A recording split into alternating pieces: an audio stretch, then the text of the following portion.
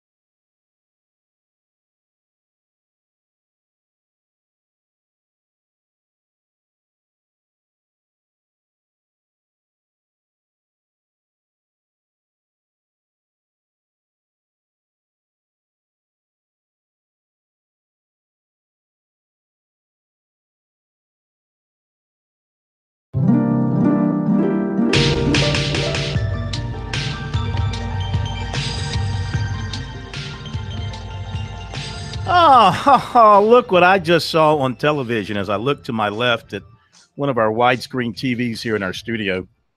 Oh, your Packers. In HD. They're showing the replay of the Packers and the Cowboys. Your pack.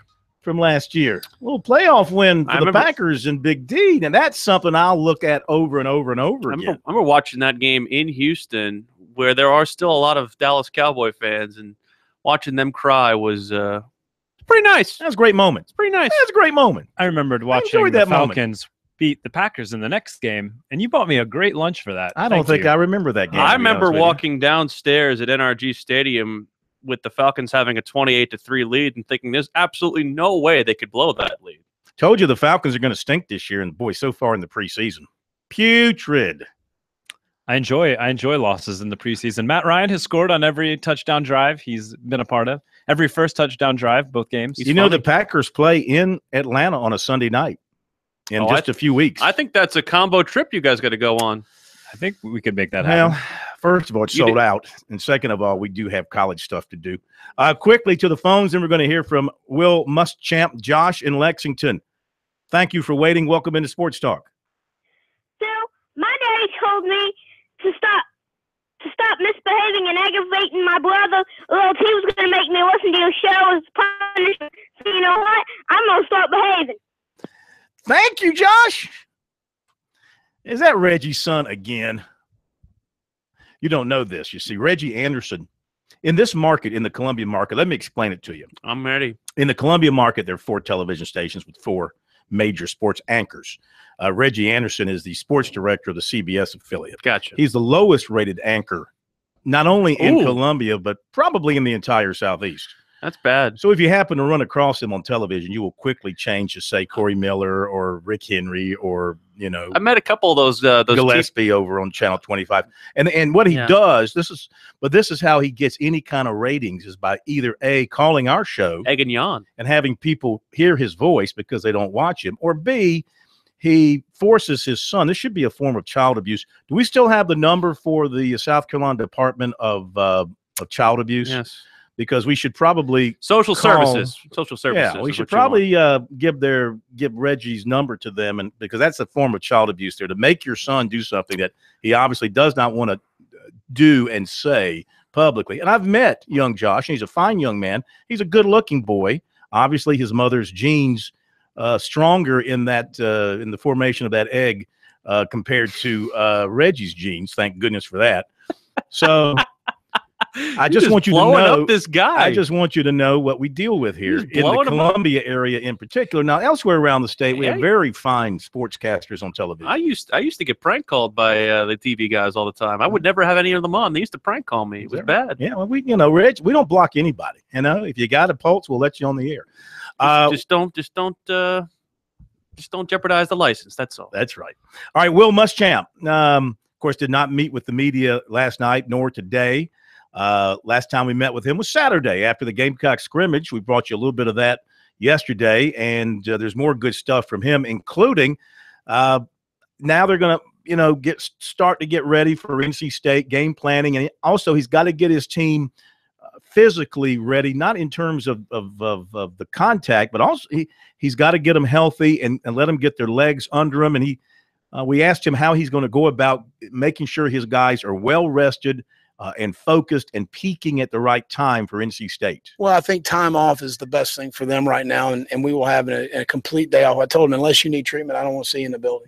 You need to decompress. You need to get away from us. As a staff, we got a lot of work to do with our team about where we need to have certain guys in our plan for them. We're going to have good practices Monday and Tuesday night, so there will be no let off as far as that's concerned. We need to get some good work done, and then we'll have a complete day Wednesday off, and then Thursday we'll only have meetings. So we're going to have 48 hours where they're going to be off their feet, and that for a young man is a lot of time. And then we'll have a Tuesday on Friday, a Wednesday on Saturday, and a Thursday on Sunday, and then a Monday off, and we're in the game week. About 70 snaps was realistic for a defensive lineman to be effective. Is that what you believe? Do you have a number? Does it vary for every guy, or is there a cap where you feel like we need to keep guys under? We do have discussions about that. I think a lot goes into that. How hot is it? What kind of team are you playing? A tempo team. Are you playing a team that's going to huddle? I think when we have these discussions, all of that goes into account. Just to sit there and put a blank number on something, I think for me, Josh, is very difficult. I do think that we do target. I never want guys to play more than 8 or 9 snaps in a row. I just don't want that to happen. And if we get the ball on our sideline with a tempo team, we do try and substitute as best we can. Sometimes you want different combinations of guys in the game, and I'll tell them, don't let these two guys play together. From a standpoint of sometimes when you're with a guy like Taylor Stallworth, who's a senior, who is a calming factor for a younger defensive tackle. When you get 2 young defensive tackles in the game, we may have an issue. Or you get a defensive tackle and defensive end lined up together, and they're both really, really young, you may have an issue. So those are things we balance out of. If he's in the game, we need to make sure Taylor's in the game. And if he's in the game, we need to make sure he's in the game because of a calming factor, especially early in the year. Some of these kids got a high anxiety about playing and making a mistake and not wanting to make a mistake and that sort of thing. So that is a discussion that's over the next 2 weeks. There'll be a lot of discussions about those things. I don't necessarily go into a game with a number of snaps. I don't want them playing more than 8, 9 snaps in a row. Interestingly enough, more and more people, entities, etc., are starting to really believe in this Gamecock team as being at least a top 3 or 4 contender inside the East. And I think if you get to that level here at USC, that is going to completely revolutionize what you can do with this program, and it will help Muschamp in recruiting, especially because you want to be able to sell the ability to play in Atlanta, and you want to be able to sell the ability to play in the college football playoff, or at least get towards the college football playoff. If you get to Atlanta, you have a shot. Well, more and more people are kind of jumping on the bandwagon that South Carolina is going to be a much improved team. Steve Spurrier on his show on Sirius XM today said that South Carolina could be a sleeper this year and upset some teams and so forth. Had to put that in there. And so forth. He said, time will tell, but I like Coach Muschamp and what he's done here. I think almost everyone up here in Columbia has said that also. I wonder if he was in Columbia when he was on the show. Interesting. Well, he was at practice on Saturday. From what I read on Gamecock Central, they said he was at practice on Saturday. That poll question on our website still asking about the month of September for South Carolina, whether or not they'll go 5-0, anywhere between 5-0 or 0-5. Mm-hmm. You know, I think you said 3 or 4 No, yesterday. I said 4 and 1. 4. I think 4-1 is a real possibility, assuming that the duct tape holds together. They don't have some serious injuries or anything like that. Since you brought that up, I would tell you that right now, it's tied. There's 30.7% say 4-1 and 30.7% say 3-2. Which of those 5 games, NC State and Charlotte, at Missouri, home Kentucky, home Louisiana Tech, at A&M, scare you the most? Oh, definitely A&M, because someone's on the real hot seat there. NC State scares me more than A&M does. Okay, well, that's fine. Only because it's next. Fine. Only 'cause it's I next, just think, and there's just so much unknown involved. But you know what? That's going to be almost not a home game for USC, but you're going to have 30,000 Gamecock fans there. Sure. You're going to have 5,000 Gamecock fans at Texas A&M, 95,000 A&M fans. That's a big difference, number one. Number two, the long travel out there is something that a young team, it can be a problem for them. And then it's just the mystique of Texas A&M and everything that goes around a ball game. I know it's played on the field between the white lines, but there's so much too about playing a game at Texas A&M. When they get it rolling, they can blow you out. Now, South Carolina did play them a close game there a couple of years ago with a weekend team, and they'll be a much better team going there than they were 2 years ago. They have 2 very tough games that precede that. They have to go to UCLA. They have the game in Arlington against Arkansas. I don't want to say it's a trap game for them with South Carolina or an overlooked game, but there's certainly a lot. All right, breaking national news, NBA, Cleveland is trading Kyrie Irving. It's being reported as agreed to the Celtics for Isaiah Thomas, Jay Crowder, Ante Zizic, and 2018 Nets draft pick that the Celtics have owned. It's crazy. Kyrie Irving is a Celtic. Isaiah Thomas is a Cavalier. Back in a moment.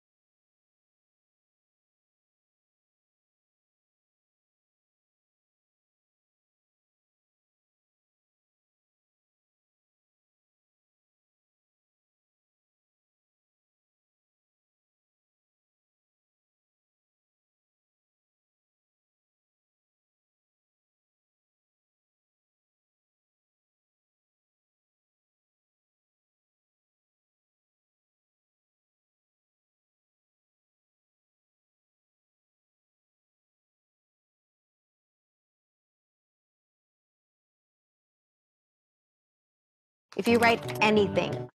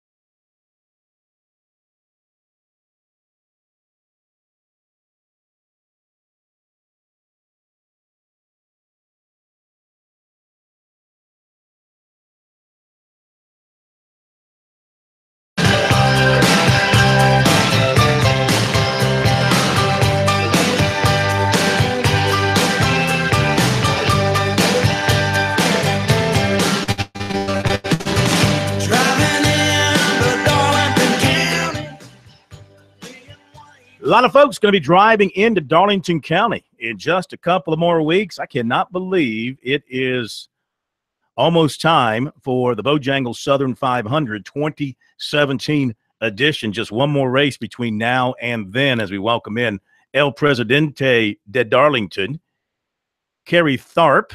Guys getting excited? We're getting excited, Phil, about as excited as you are, I think, with the Celtics picking up Kyrie Ooh, Irving. So, you had to love that trade. But, yeah, we are getting excited. We're about 10 days away, and, all systems go, and I think the place is really starting to take shape. Let's talk about Bristol. Let's talk about Kyle Busch. My goodness, what a dominant weekend for him. That was one for the record books there. I know he's done it before, but really dominated in all three fashions this time around. Boy, he really did, starting last Wednesday night in the Truck Series, and then Friday night in the Xfinity Series, and then, in the Cup Series for sure. And doing what he did is pretty remarkable, to be able to win all three National Series races the same weekend. I know he'd done it, I believe, in 2010, and I remember I was there for that. But I tell you, he is starting right now to get into that Kyle Busch mode where he is probably the driver to beat right now. And I know, a couple of weeks ago we said it was Truex, and maybe one weekend we said it's Larson. But when Kyle Busch gets like this, and when he's driving like this, he is really, really tough to beat. And so I'd say right now he's gone up to the top of my power ranking. Mm-hmm. With the fact that we have the week off in between, at least from the Monster Energy races, I know that they will have an Xfinity race next week, but are you seeing more and more cars kind of come in and test? And, how does that week off, in your mind, affect the ability of these drivers to be able to come on and get a little advance check out of Darlington Raceway? Well, I think it helps the fans out more than anything. We've already got fans that arrived on property. I met with some people today that were on our property going through our museum that were from McAllen, Texas, and I had to quiz them where that's from, and I think it's way down by Laredo. It's near the border, KT. It is, and they had just come from Bristol, and so they were making it a kind of a double hitter for them. They've never been to Darlington, and so I think more than anything, it allows the fans to get in a little bit earlier. There's certainly a lot of activity going on at the racetrack. All the tents are getting put up. We have a lot of tractor trailers already on property. Generators are in there, and so it's really starting to shape up, and the track is coming alive with a lot of activity. When was the last time there was an off week prior to Labor Day weekend? Well, Phil, I think it was 2 years ago, I was told, which I wasn't aware of that. Yeah, but same I here. know last year we came right in off the Bristol week, and at first I wasn't sure if that's something that having an open week, but I think I do like it, because I think it gets you an opportunity to get out in the media and do some things, and kind of like helps you promote. If you have a championship game, you get that extra week buffer in there, and so we've been really trying to do some things this week to just really kind of reinforce our race weekend, reinforce the message of the throwback weekend. And so I kind of like the open week as far as the Cup Series goes. And, of course, this time next week, it'll be staring down our face. But right now we're able to, I think, get everything in order, and yet let the fans kind of soak it up and maybe get on property a little earlier. We've talked a lot, KT, about the variety of finishers we've had this year as we get closer and closer toward the playoff races. One guy who did win but had his win rubbed out by a post-inspection or post-race inspection was Joey Logano, and ever since then he hasn't really found the magic formula, so to speak. What do you think's been ailing him, and do you see him as somebody who you're looking for here in a couple of weekends? Well, I tell you, that's a great point, Will. Logano last year and the year before was just really on fire, winning a lot of races and so forth. And then he had the win this year at Richmond, and then they, found him in a violation there in the inspection. So that win really doesn't count as far as playoffs go. But I'd say right now he's probably starting to try to turn the wick up some, because I think right now he's barely inside the points. But you get a first-time winner out there, it knocks him out if he has a bad race at Darlington or a bad race at Richmond. So I'd say right now he's kind of on a slippery slope. Yeah, you got right now the separation between 16 and 17 is pretty significant. So your 16 appear to be pretty much locked in right now, unless somebody outside the 16 who doesn't have a win gets a victory, which is possible the way this season has gone, KT. Well, it really is. I mean, you could take a look at some of these guys that have just kind of come out of nowhere. Darlington's had a few unique winners over the year. I remember Regan Smith won about 3 or 4 years ago. And so, you just never really know. Or somebody who has an engine failure and gets negative points, compared to the other driver.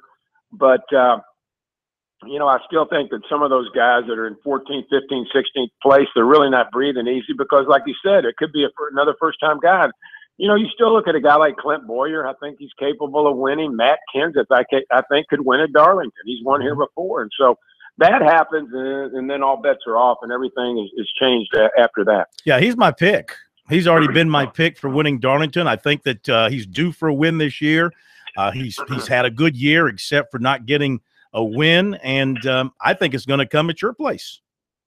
Well, I remember you talking about that. I think it was last week. He's a very good race car driver and very good here at Darlington. He's really starting to race pretty, a lot better here the last 4 or 5 weeks. And so it wouldn't surprise me if he gets that win here at Darlington. And if that happens, then a guy like Logano is on the outside looking in. How do you feel about Kyle Larson? I mean, the guy's got 3 wins this year. He won the Michigan race. I know that he's been kind of a guy who is, I don't want to say he's creating enemies, but he's creating rivals across the major circuit here. Well, I do like that. And he's a West Coast guy, and he grew up racing sprint cars and those types of things. So he's not afraid to go in there and mix it up. And I'd say right now, if I had to look at 3 drivers that were just, would be my top 3 picks to win the title this year, in no particular order. It'd be Kyle Larson, Kyle Busch, and Martin Truex Jr. And you might ask me, well, how could you not include Jimmy Johnson? Well, you got to include Jimmy Johnson when you get to the playoffs. But as far as the regular season, those 3 right there have been the top of the top, if I think right now. All right. How are your ticket sales looking here as days are winding down? I'm sure you still have a few left to be sold. We do, Phil, and encourage fans to get on the website, darlingtonraceway.com. But our numbers are looking strong right now. And, knock on wood, let's hope for a favorable weather forecast next week. And I would certainly take a night like tonight come September 3rd. But right now, things are looking good, and I think we're going to have a really good crowd on September 3rd. All right, let me get a few particulars out to you. Who is singing the national anthem? The national anthem will be the one and only Oak Ridge Boys, Bill. And then, we're going to go back in the day, and, they may even go into a little bit of a rendition of Elvira at some point during the day. But the Oak Ridge Boys are going to sing the national anthem, so we're looking forward to that. All right. Who's giving the call to start the engines? Well, right now it looks like it's going to be. We haven't announced this yet, Phil. Okay. So I can't go on public record and say what we're doing. Can you give us a hint for the Grand Marshals? Well, let's put it this way: we're going to utilize some of the Hall of Famers to do that. So Okay. I know that's a broad base deal there, but we've always been able to count on those guys, and we plan on doing A that Hall of again. Famer as far as NASCAR is concerned, or just in general? Yeah. No, Hall of Famers is NASCAR concerned, and certainly Clifton Rutledge, who's the CEO of our entitlement sponsor, Bojangles, would be one of those folks. And then we'll include some of the Hall of Famers. They're going to be doing that. All right, real quick, flyover. We do have a flyover. We've got I believe it's a C-17 out of, I believe it's out of Charleston, but I don't quote me on that. But we are going to have a flyover. It'll be an excellent flyover that we have that evening. It's going to be really, really a great way to start the race. Yeah, we're not going to expose any military secrets here on the program. KT, thank you, my man. Have a great rest of the week. Get ready for your big week. And we'll be back. More sports talk in a moment.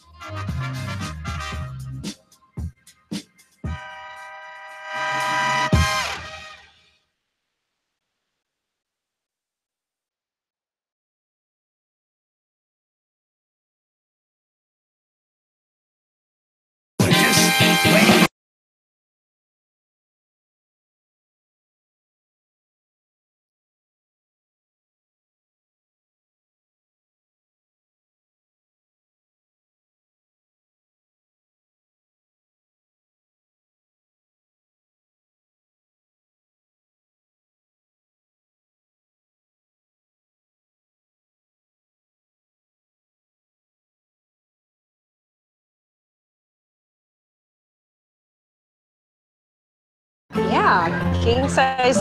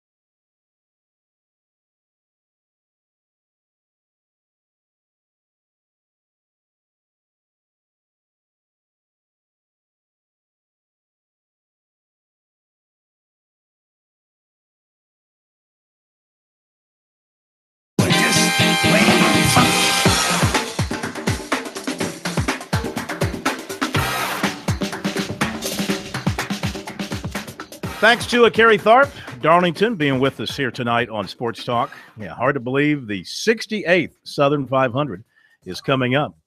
2 more years, they'll be celebrating number 70 at the Lady in Black. Always a lot of fun. We'd riding out there together, both of us? To where? To Darlington.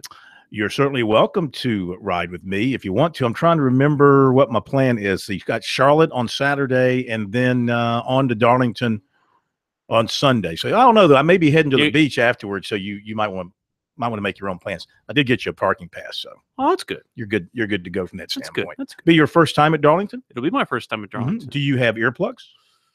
I have noise canceling headphones. Okay, that works because we usually stand on the photo tower at the first turn right outside of right off the end of Pit Road. Interesting. Great view for watching the guys working on the car in the number 1 and number 2 pit stalls. You really get to see some, and those are typically your leaders. Those are typically guys that start up front. You get to see some great action there as they come off of Pit Road and go into turn 1. And you really get the thing about Darlington is 30 seconds a lap at full speed. So they get spread out, but you got action pretty much everywhere. Now, the news out of Houston today that it's not going to be Deshaun Watson taking that first snap in a couple of weeks in the regular season opener for the Texans. Who they open against? Jacksonville. Against Jackson. Boy, you know what? That would have been a good game to start Deshaun Watson. We were literally just saying this. John Martin and I said the same thing right before the show started. It's like, really? I'm pretty pro Bill O'Brien on this one. You know, you get Tom Savage in, let him get his games till he messes up. You only have one debut to do. But that being said, opening against Jacksonville, that's the team you want to start a rookie QB against. They're home Jacksonville, at Bengals, at Patriots, home Titans, home Chiefs, and then home Browns before the bye week.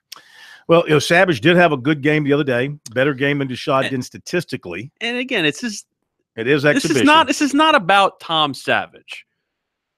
This is about Deshaun Watson. Like, you know what you're getting out of Tom Savage. You're getting stable. You're getting league average.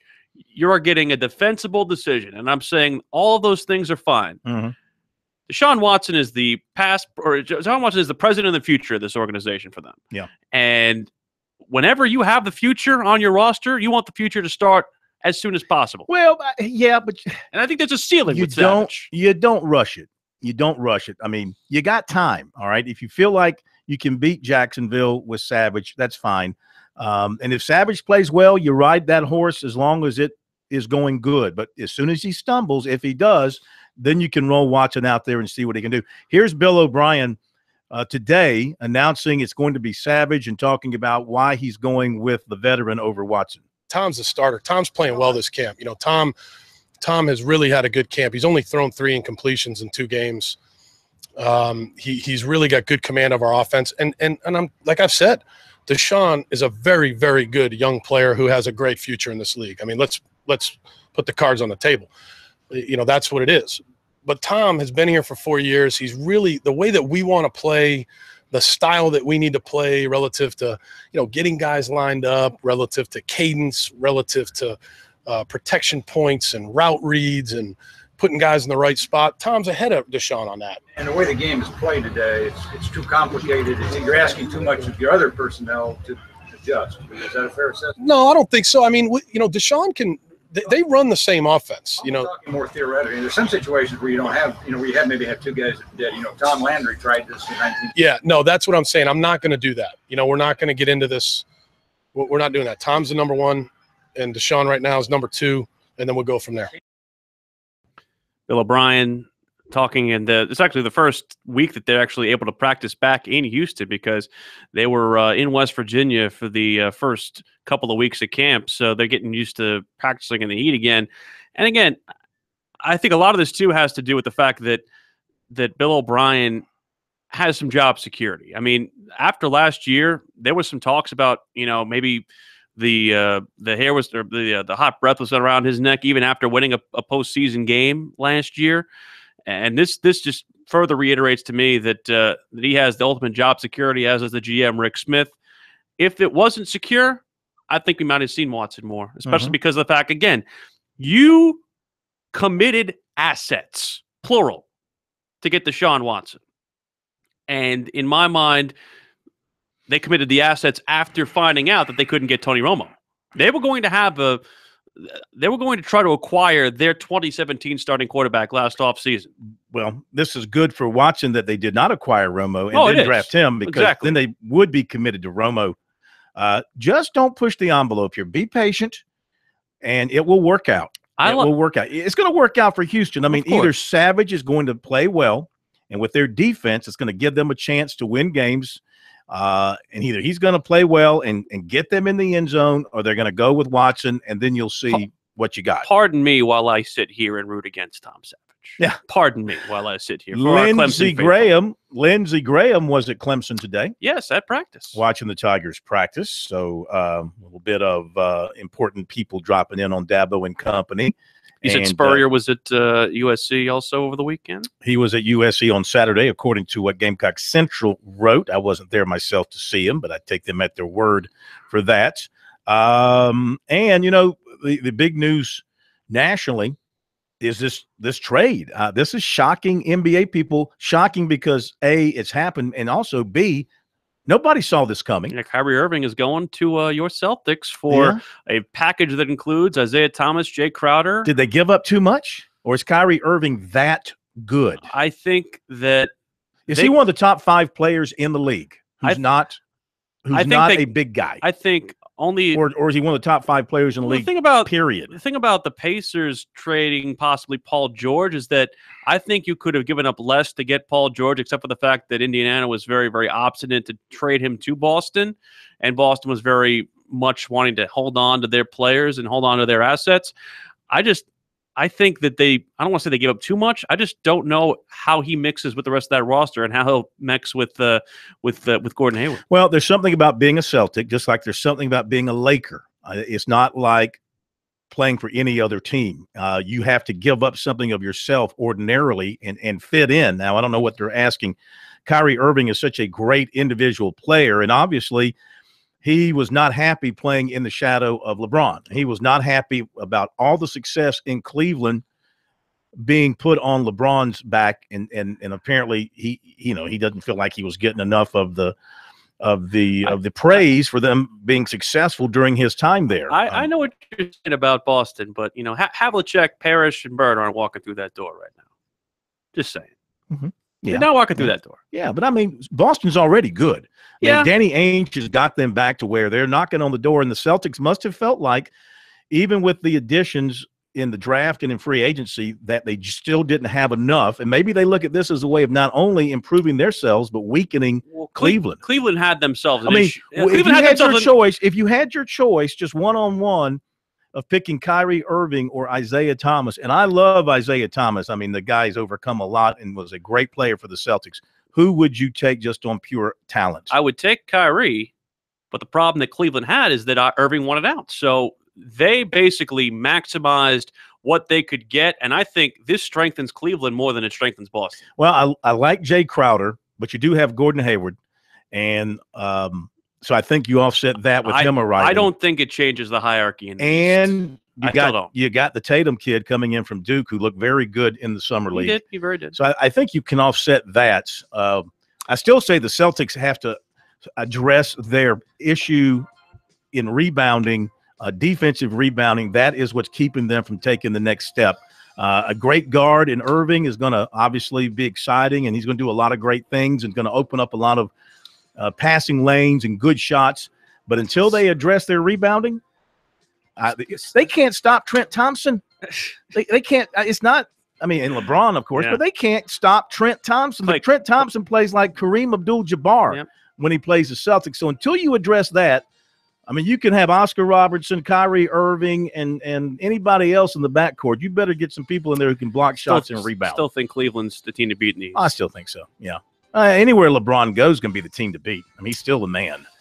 Chat with you tomorrow. Yeah, we'll be at Charleston Southern tomorrow, bring you a little preseason talk with the Buccaneers and a whole bunch more from USC, Clemson, and other stuff. Thank you, John Mart and WP. We'll see you tomorrow.